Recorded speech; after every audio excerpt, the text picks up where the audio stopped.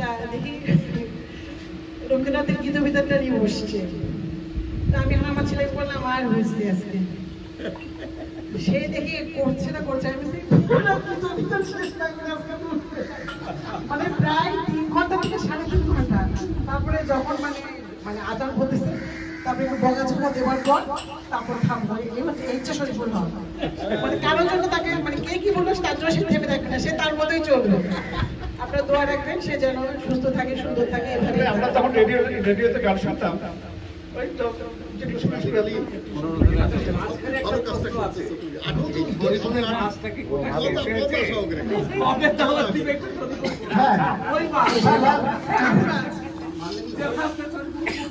হ্যাঁ, মাছ খাওয়া হবে ইনশাআল্লাহ।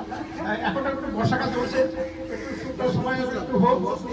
আমার ঠিক আছে, ঠিক আছে, আমার একটা সিদ্ধান্তও আছে। আমার রসিকতা ঠিক আছে, আমার কথা মনে হলো আর আমার একটা ইচ্ছা আছে সব বন্ধুদেরকে নিয়ে এক জায়গাতে। সেটা হচ্ছে আমার একটা ছোট একটা বাগান মতোই আছে দিয়েছে, আমি সবাইকে এক জায়গায় নিয়ে আসার জন্য আমার ইচ্ছা আছে ইনশাআল্লাহ। শুক্র সময় হলো সেই সময়টা ইচ্ছা আছে। ঠিক আছে, বন্ধুরা তো খাবেন, বন্ধুরা সবসময় খায়। তা আমি একটু আবদার করি, এখানে দেখি আমরা বিভিন্ন অনুষ্ঠানে আমি যতবার এসেছি বা ভাইদের সাথে দেখা হয়েছে, মানে খুব পরিচিত উপকারী এরাই সবসময়ের জন্য আসে।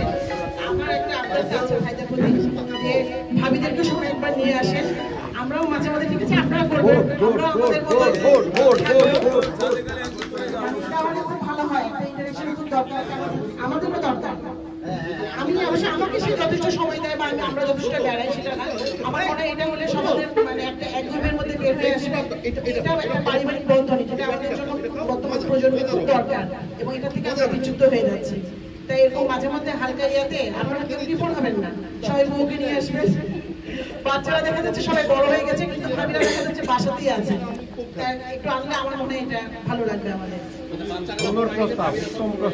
হ্যাঁ, কারণ আপনিও চিন্তা করেন, আপনারা কিন্তু শৈশবে ফিরে যাচ্ছেন, আমরাও কিন্তু আমরাও সেই শৈশবটা মিস করি। মানে যখন প্রত্যেকে শৈশবকে মিস করে, সেটা হচ্ছে বাবা হোক মা হোক।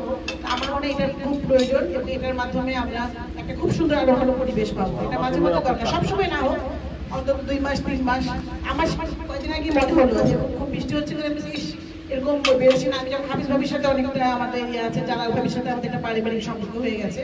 বলছিলাম সে 3-4 ভাবি হয়ে গেলে একটু কফি খেতাম একসঙ্গে বসে, তাহলে অনেক মজা করা যেত, হাসা যেত, এটা খুব দরকার। সেই জন্য আমি ভাইদের কাছে আমার একটা বিনীত আবদার থাকলো যে মাঝে মাঝে ভাবিদেরকে নিয়ে আমরা শহরে কোথাও একটা জায়গায় চাই খেলাম, চা বিস্কুটে গেলাম, কিন্তু আমরা আসলাম, আমাদের মধ্যে একটা গল্প গুজব হলো, আনন্দ হলো, বিভিন্ন এইটুকু আমার বিনীত আবদার থাকলো আপনাদের।